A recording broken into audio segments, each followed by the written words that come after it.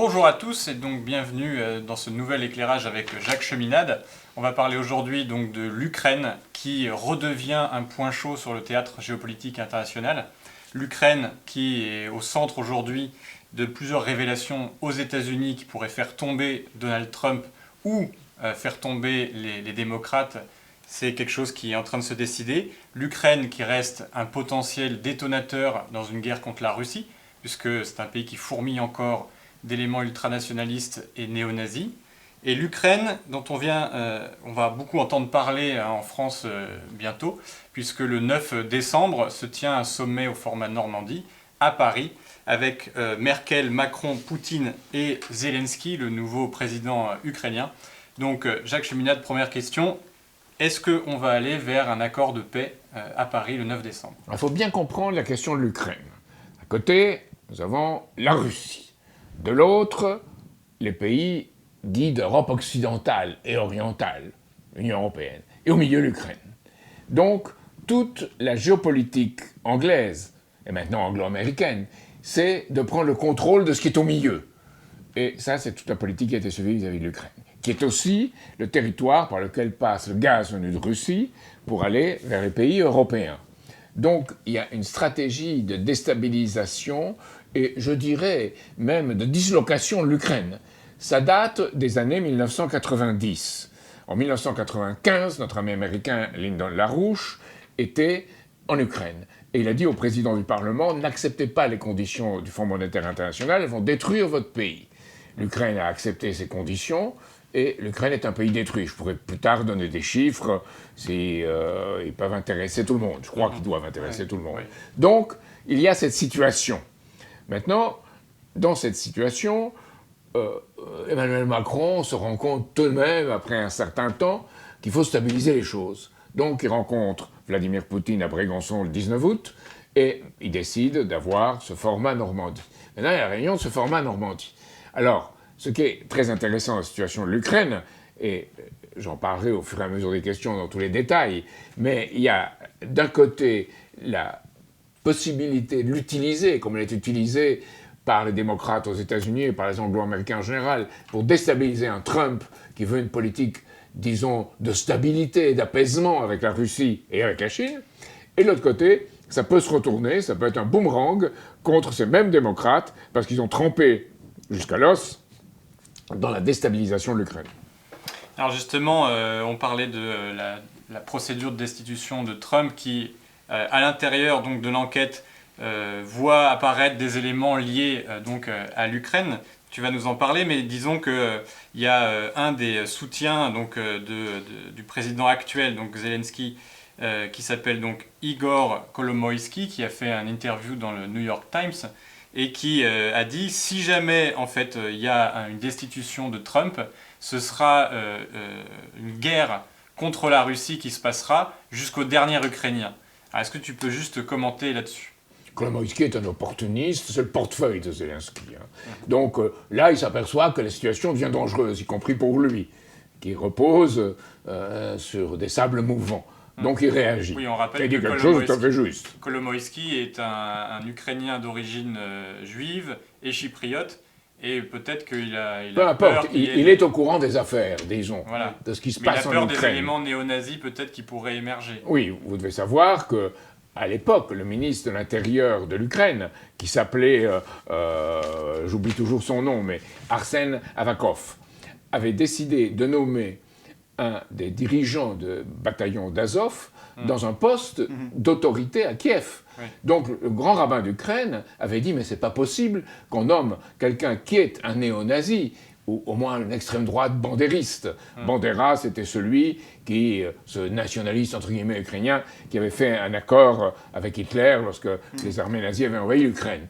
Donc voilà, ces gens-là. Et ces gens-là réagissent en disant il y a quelque chose qui se passe qui même dans nos combinaisons que nous avons voulu établir est en train de nous dépasser. Il faut stabiliser ça, il faut stabiliser le jeu. Ça, c'est des choses quand même qui ont été peu dites.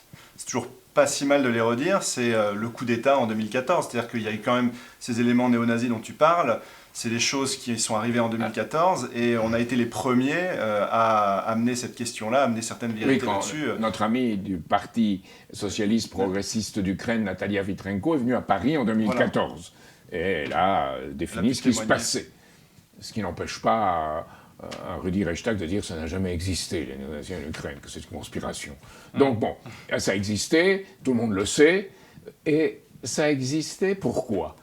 Parce qu'on a voulu poursuivre la déstabilisation de l'Ukraine pour créer un effet, disons, de contrôle et d'intimidation de la Russie, qui a réagi autrement, puisque la Russie, à ce moment-là, a pris le contrôle de la Crimée. Et évidemment, il y a eu ce qui se passait dans le Lugansk et dans le Donbass. Donc, voilà la situation de l'Ukraine. Mais tout ça, enveloppé depuis les privatisations, disons, j'aurais la tentation de dire criminelle, l'Ukraine, parce qu'elle détruit le peuple ukrainien. Il faut savoir que l'Ukraine avait 50 et quelques millions d'habitants, elle en a entre 30 et 40 selon l'évaluation aujourd'hui. Au cours des 5 dernières années, 5 millions d'Ukrainiens, au moins, sont partis d'Ukraine. Oui, ils ont eu le régime grec un peu aussi. Ils ont eu la thérapie de choc. Le régime qu'on a imposé à la Russie lorsque Yeltsin était là, sur laquelle Poutine a réagi. C'est pour ça que Poutine est encore populaire en Russie, c'est parce qu'il a réagi à cette thérapie de choc qui visait à déconstruire et à détruire la Russie. Donc même chose vis-à-vis de l'Ukraine. Donc voilà, on sait en tout cas qu'il y avait énormément de corruption. Et c'est là que rentre en jeu l'affaire Biden. Oui, l'affaire Biden qui donc est partie de ces, disons de ces enquêtes pour des démocrates pour essayer de destituer Trump en disant que certains éléments, enfin qu'il avait essayé disons de faire des pressions sur Zelensky, donc le président, pour faire des enquêtes sur Biden, et donc ça aurait joué dans l'élection prochaine aux États-Unis. Mais là, on se rend compte que justement, en faisant l'enquête à l'inverse, on se rend compte que Biden lui-même était intervenu auprès de Poroshenko, auprès de Yatsenyuk, pour faire annuler des Il y avait un procureur qui s'appelait Viktor Shokin. Ouais. Et ce procureur enquêtait sur l'affaire Biden. Poroshenko lui téléphone en disant que, sur pression de Biden, il le vidait. Et on chasse Viktor Shokin en disant que c'est un corrompu. Or, les corrompus sont ceux qui l'ont chassé. Aujourd'hui, les procureurs qui sont en place en Ukraine et qui sont des gens qu'on s'accorde à dire sérieux, ces gens-là disent Shokin, non. Shokin cherchait vraiment à enquêter sur la corruption en Ukraine. Alors c'est Joe Biden qui joue un rôle, parce qu'en 2014, au moment du Maïdan, Victoria Nuland a avoué qu'on avait donné des sommes énormes, certains disent 5 milliards, ça me paraît beaucoup. En tout cas, il y a des Ukrainiens qui disent que Biden et compagnie ont touché 16,5 millions. Qui dit ça, c'est Roussian Iraboshkapka et Konstantin Kulik, qui sont tous deux des membres du procureur général et son adjoint, aujourd'hui, en Ukraine, qui disent, voilà, ils ont eu 16,5 millions, Biden et compagnie. Biden, on dit, touchait des sommes, disons, extrêmement importantes chaque mois, ne connaissant rien aux choses. Même M2, Le Monde 2, a publié sur la famille Biden quelque chose d'élogieux pour Joe Biden, mais ils sont obligés de reconnaître que Hunter Biden, son fils, c'était, disons... la honte de la famille, poil dans la main. Drogué, ne faisant rien, il n'y a aucune compétence. Et voilà qu'on nomme à Burisma, qui est la grande société gazière d'Ukraine. C'est quand même énorme.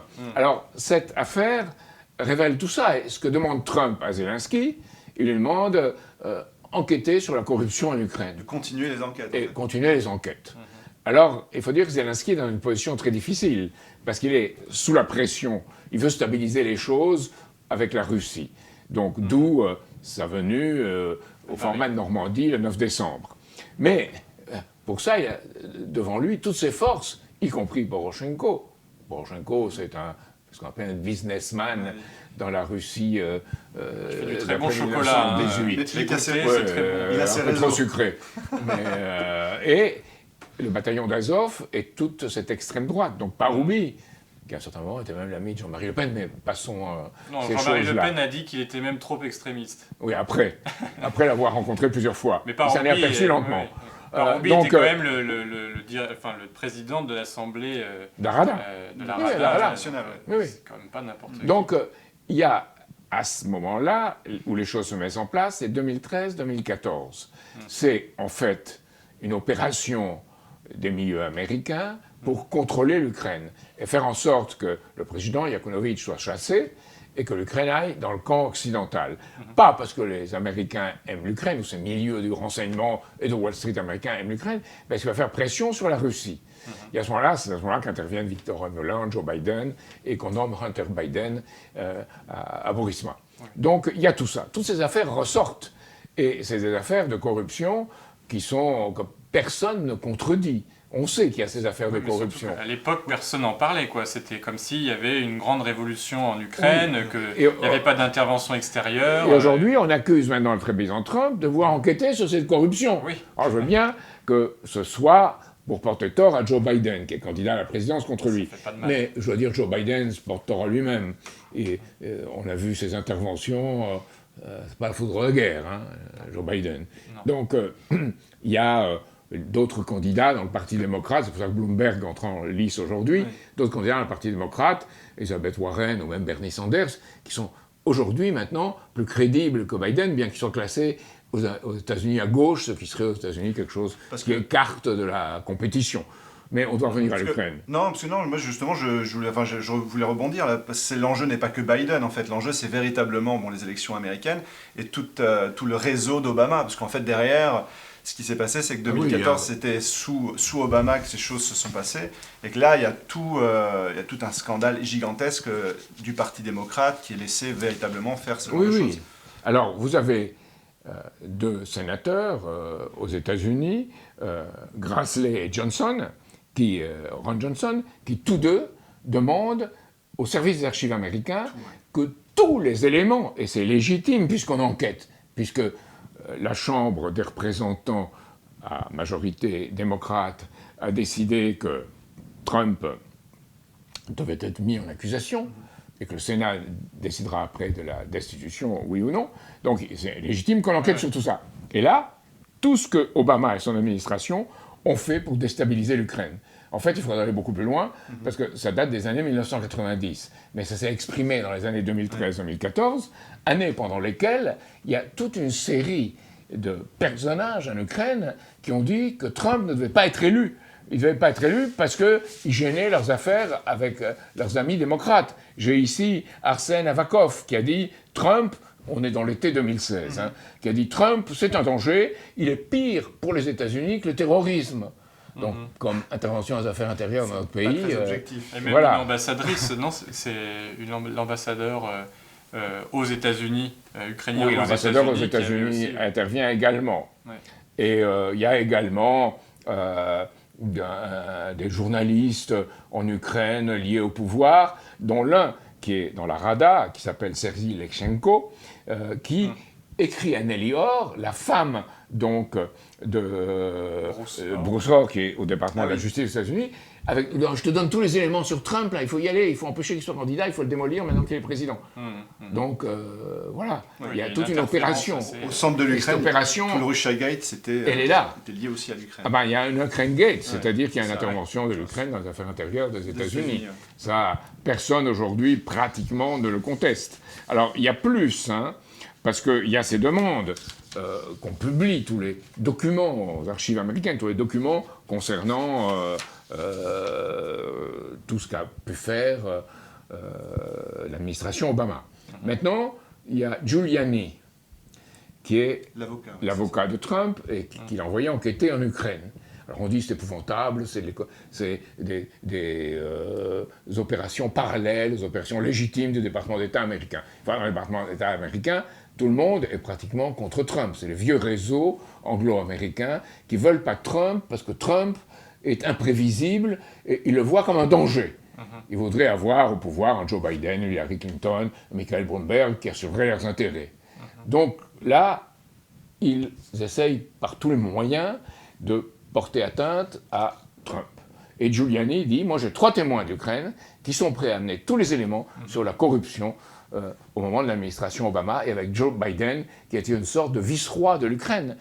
Il faut dire qu'un des témoins, le lieutenant-colonel Widman, qui a accusé Trump, lui-même avoue, bêtement je dirais, pendant l'enquête, qu'on lui a proposé d'être ministre de la Défense de l'Ukraine. Ouais, Vous voyez comment la corruption peut marcher. Ouais. Donc c'est énorme. Ils avaient intégré beaucoup de ministres qui avaient des nationalités différentes. Ils les avaient nationalisés. Voilà, ils les avaient. Les économies qui étaient naturalisées directement. Géorgienne, américaine, géorgienne. Enfin, il y avait toute cette... C'est effarant. Mise en coupe réglée d'un pays.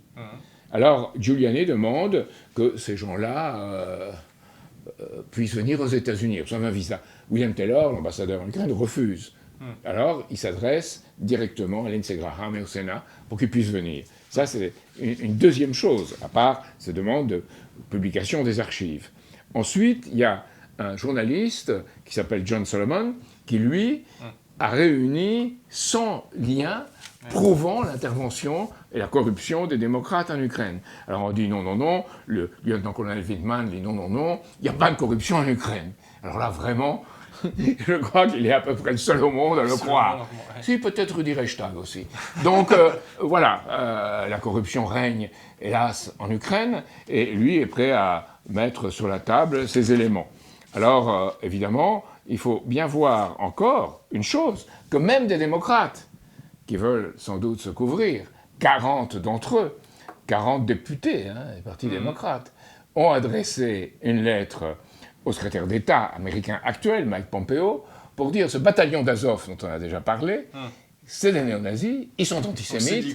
Est-ce qu'ils ne pourraient pas être considérés comme terroristes? Est-ce qu'ils ne devraient pas être considérés comme terroristes? Mais pourquoi? Parce que ça a un lien avec des actes terroristes au Texas et en Nouvelle-Zélande. Oui, c'est ce qu'on dit, mais pas seulement. Voilà, ils sont en relation directe avec ce qu'on appelle les suprémacistes blancs aux États-Unis. Ils reprennent leur méthode. Plus le néo-zélandais qui a fait l'attentat en s'inspirant de certaines choses ou certaines idéologies venues aussi, disons-le, de France. Oui, aussi. Donc voilà, il y a tout ce... C'est une sorte de panier de crabes, de bourbier dans lequel on se trouve.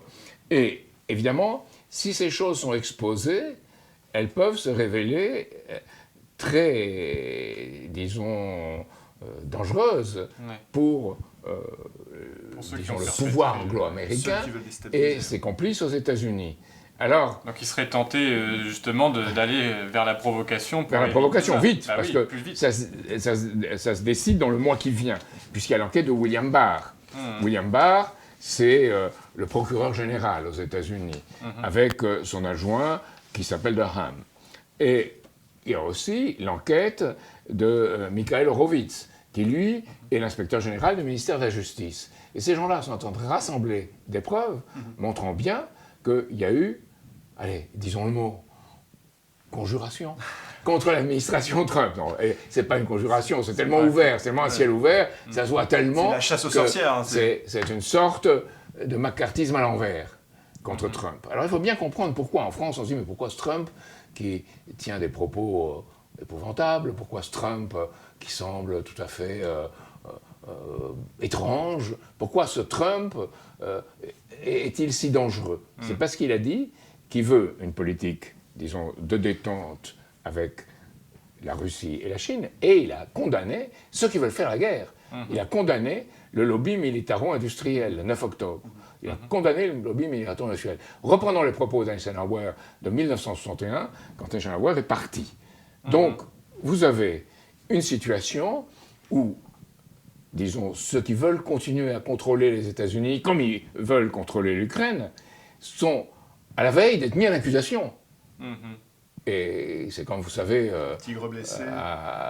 Ils vont probablement se dénoncer les uns les autres. C'est ce qu'on voit un peu à New York, dans les appartements qui ne sont pas d'une haute tenue, ou dans l'ombre, on entend du bruit, puis on met la lumière, on s'aperçoit que des affaires qui s'enfuient et qui se battent les uns contre les autres. C'est un peu ça, la situation. Et je donne cette image, qui n'est qu'une image, mais pour donner un élément qui permet de voir, rendre visible la chose de ce qui se passe. Alors, je voudrais juste revenir sur le sommet du 9 décembre pour te demander vraiment, donc, est-ce que quelque chose peut en sortir?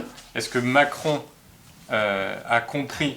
Est-ce qu'il est prêt à mettre sur la table, en fait, tout ce passé, on va dire, sulfureux? Est-ce qu'il est prêt, en fait, Alors, je dirais, malheureusement ou heureusement, je ne suis pas dans le cerveau de Macron, Emmanuel Macron. Mais je pense qu'il a un certain sens des choses, puisqu'il a manifesté la volonté, disons, d'apaiser la situation en se rapprochant de Poutine et en n'ayant pas une attitude franchement hostile vis-à-vis de Trump. Il sait qu'il doit compter avec ce qu'il a et qu'il faut stabiliser la situation. La France peut jouer un rôle stabilisateur, modérateur et même inspirateur si on proposait un grand plan de développement, un grand projet de développement pour l'Ukraine. C'est ça qu'on doit proposer. Je vais revenir à ça. Tout ce qui se passe au bord du Dniepr, c'est extraordinaire. C'est une zone industrielle qui était florissante. C'est en Ukraine qu'on fabriquait les avions, les Antonov, par exemple. Tu as parlé au départ notamment de ce qui s'est passé dans les années 90, où notamment Natalia Vitrenko, qui était à la dernière conférence de l'Institut Schiller, a discuté, a amené en fait ce qui s'était passé à l'époque, où on était, nous, actifs où Larouche notamment avait discuté avec ce représentant du Parlement ukrainien pour dire... Alexandre Morozov. Voilà, monsieur Morozov. Pardon, Moroz, Alexandre Morozov. Et Larouche disait, il ne faut surtout pas accepter les conditionnalités du FMI, vous allez faire détruire. Votre économie va être détruite. Je ne sais pas si tu pourrais revenir là-dessus, parce que le fond, c'est comment on a... Je ne vais pas revenir là-dessus, elle a été détruite. Oui, elle a été détruite. Revenir sur ce qui s'est passé, mais notamment de voir un petit peu, parce que Natalia Vitrenko a fait quand même... Évidemment, j'ai les chiffres ici. A décrit la situation... Le revenu moyen en Europe en 2019, c'est 14 739 €. En Ukraine, c'est 1 830 €. Or, l'Ukraine était, en 1990, disons, 89-90, une région industrielle et relativement développée. Il y avait un certain niveau de vie qui était élevé par rapport au reste de l'Union soviétique de l'époque. Maintenant, d'un seul coup, privatisation dans des conditions, disons, de banditisme, corruption, et toute une politique où on impose de bas salaires, on impose la baisse des dépenses d'éducation, la baisse des dépenses de santé publique. Vous voyez en France aujourd'hui ce qui se passe, et on peut faire des comparaisons, bien que l'Ukraine soit dans un état bien pire, bien sûr. Et on a comme résultat l'effondrement de la production de matières premières en Ukraine, tout s'effondre, et l'effondrement de la production industrielle. On en est à peu près à un tiers de la production industrielle de 1980. Alors on dit l'industrie était dépassée, c'est bien normal qu'elle s'effondre. Oui, en France c'est pareil, en France on est complètement dépassé, on n'a pas besoin de cette industrie. Alors c'est fou parce que le niveau de vie a énormément baissé en Ukraine, et les gens sont, je dirais, à la fois furieux et désespérés. C'est ce qu'on voit en Ukraine. Alors qu'il y avait une grande culture en Ukraine, il y a toute une tradition culturelle très riche en Ukraine. Une grande partie des savants russes venaient d'Ukraine. Pardon, je dis russe. Une partie des savants de l'Ukraine et de la Russie venaient d'Ukraine. Donc, voilà. Et on pourrait dire Floriansky, on pourrait citer Vernadsky, bien sûr, Vladimir Vernadsky. Vous voyez d'ailleurs tous ces gens-là. Et l'Ukraine produisait des avions, produisait des trains, produisait tout ce qui était dans l'industrie. Tout ça a disparu pratiquement. Il en reste très très peu, presque rien. Donc on a détruit l'Ukraine. Et maintenant, on voulait aussi voler ces terres. C'est des tchernosiums, c'est des terres très très riches. Et tous les Occidentaux... Oui, les tchernosiums. Et tous les Occidentaux voulaient s'installer pour exploiter ces terres. Alors, vous vous rappelez qu'à l'époque des nazis, qui étaient fous, entre autres choses, des criminels fous, ils prenaient des camions et les ramenaient la terre d'Ukraine vers l'Allemagne. Donc là, on essaye d'exploiter la terre en Ukraine et on va produire à très bas prix, qui sera quelque chose aussi, on créera, si ça marchait, mais c'est tellement de désordre que ça ne marche pas, ça créerait une concurrence terrible pour notre propre agriculture. Parce que la vraie question, c'est de rétablir en fait cette économie, on va dire, qu'il pouvait avoir auparavant, et même de penser au-delà, d'avoir un vrai plan de reconstruction et que ça implique une coopération avec l'Europe. C'est un projet, moi je pense qu'il faut voir comme un ensemble. Développement de toute l'Europe. L'Europe des nations, associées dans un projet de développement. Pas l'Europe de l'Union européenne, qui est une Europe, disons, supranationale, et qui est associée pour assurer le succès de la monnaie et des grandes banques. Pas cette Europe-là. Une véritable Europe des nations, qui aille, comme disait le général de Gaulle, de l'Atlantique à l'Oural, et qui assure ce développement. Mais pas une Europe contre la Chine.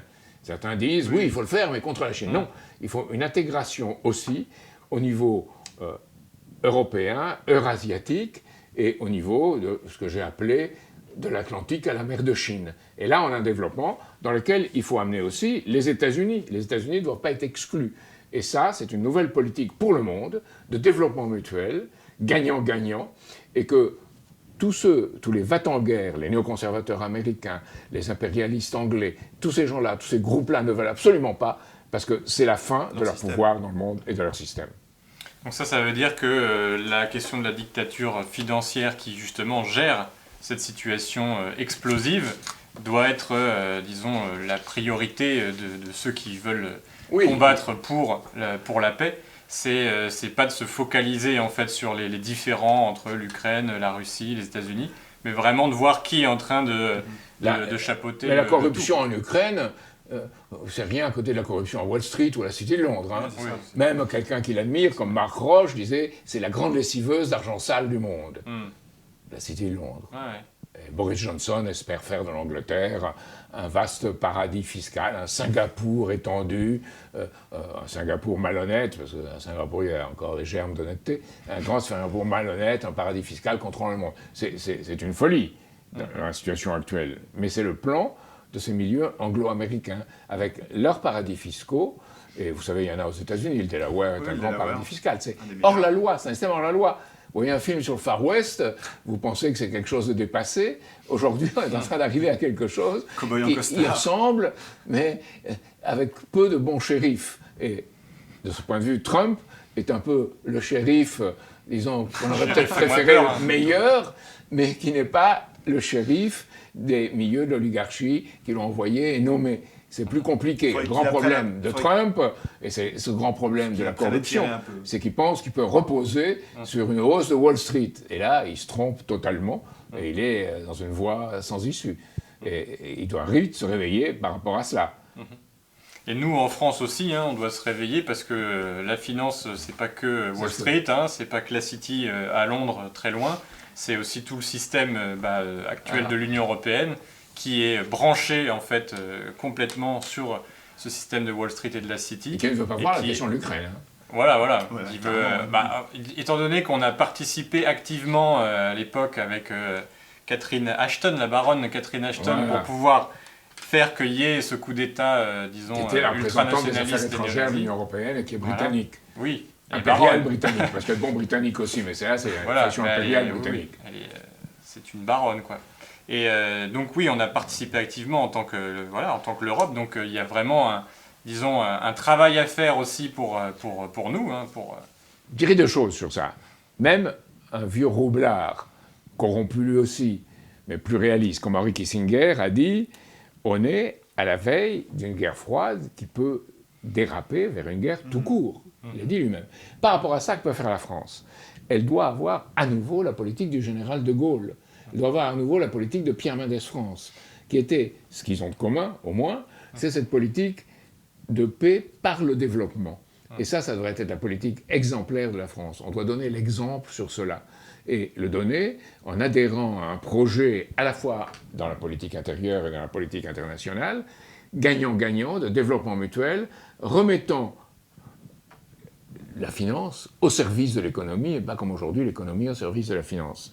Et ce développement doit être assuré, évidemment, en donnant voix au chapitre, participation au peuple dans les institutions. C'est ce qui devrait être discuté le 9 décembre. Parce que oui. Aujourd'hui, le peuple sait très bien qu'on a en France ce qu'on appelait sous Louis-Philippe. D'ailleurs, le président de la République a été comparé à Louis-Philippe, je pense que c'est une comparaison assez juste, avec un système disons, électorale censitaire. C'est-à-dire qu'il n'y a plus un système de fait, puisque comme Julia Cagé, qui a très bien étudié, c'est une sociologue française, une journaliste sociologue, elle l'a dit, celui qui a le plus d'argent gagne toujours. Donc il faut sortir de ça aussi. Et il faut avoir un nouveau système où il y a des idées nouvelles, des hommes qui viennent, nouveaux, qui soient capables de donner un autre son de cloche à toute notre politique. Et revenir à ce qu'a fait la France. Oui, une certaine idée de la France. C'est justement pour ça qu'on a fait toute cette campagne pour un lobby citoyen contre le lobby financier et qu'on a sorti un manifeste pour les municipales pour justement les gens se réapproprient cette bataille contre la finance folle pour reprendre le contrôle de la monnaie. L'idée est d'utiliser les municipales comme un tremplin pour aller plus haut. Oui, et d'avoir toujours cette question de la situation internationale comme le décor d'un théâtre, en fait, mais qui est un théâtre vraiment d'ombre, puisqu'en fait, il y a des choses qui sont cachées tout le temps par les médias, et de voir d'être capable de mettre ça à la lumière, c'est aussi un travail de citoyen. Je fais un appel ici aux journalistes. Les journalistes, qui sont pour la plupart de bons journalistes, eux, ils savent. Je fais un appel, parlez de ce que vous savez et ne faites pas ce que voudraient vos éditorialistes ou les directeurs de vos journaux. Dites la vérité et vous l'avez en main. Et vous la dites parfois en privé, battez-vous plus en public, comme tous les autres. Oui. Et comme quitte à avoir un sort comme celui d'Assange, mais en tout cas d'avoir fait quelque chose. Non, ils ne l'auront pas, parce que l'affaire est trop chaude. Ouais. C'est ou gagnant ou perdant aujourd'hui, dans l'année et demie qui vient. La grande crise financière aura lieu avant ou après le vote pour la présidence américaine en novembre de l'année prochaine. Mais quelque chose se passera de toute façon avant un an ou juste après. De toute façon, on est dans une période où il vaut mieux dire la vérité, parce que de toute façon, là, tout s'apprête à sortir, où les choses sont de plus en plus difficiles à retenir. Donc, un Ukrainien intelligent qui a l'habitude des choses, comme Kolomoïski, dira « Je vais vous dire la vérité, et tant pis pour tous les mensonges que j'ai prononcés avant dans ma vie. » Mieux vaut s'éloigner du volcan. En tout cas, ça prouve qu'il y a beaucoup de gens qui quand même commencent à avoir un petit peu peur de, de ce conflit ouvert qui pourrait arriver, et qui prennent un peu leur courage à deux mains et dire voilà, on peut pas avoir ce type de conflit aujourd'hui au XXIe siècle, parce qu'on sait que ça finira par les armes nucléaires et par une annihilation en fait de l'espèce humaine. Donc c'est pas quelque chose qui est à prendre à la légère. C'est quelque chose de possible, mais pas du tout fatal. Voilà. Si on change pas de voie, on va vers quelque chose de cette nature. Oui, et ce que je dirais aux Français, souvenez-vous que la France est une autorité, mon pays, votre pays est une idée, et cette idée, si vous la faites valoir dans le monde, la France sera vraiment respectée. Merci Jacques, merci pour cette conclusion. À vous maintenant de vous engager, de vous emparer de notre manifeste, d'aller constituer ce lobby citoyen pour faire en sorte que, au niveau national, au niveau international, on soit dans une stratégie de paix par le développement mutuel et pas dans une stratégie de confrontation permanente. Donc c'est le défi qu'on vous lance à Solidarité et Progrès. Donc rejoignez-nous, appelez-nous, on est disponible pour vous rencontrer et mettre en place ce lobby. Bonsoir à tous, et si vous me voyez dans la soirée, mais en tout cas levez-vous tôt le matin. Merci. Merci. Merci.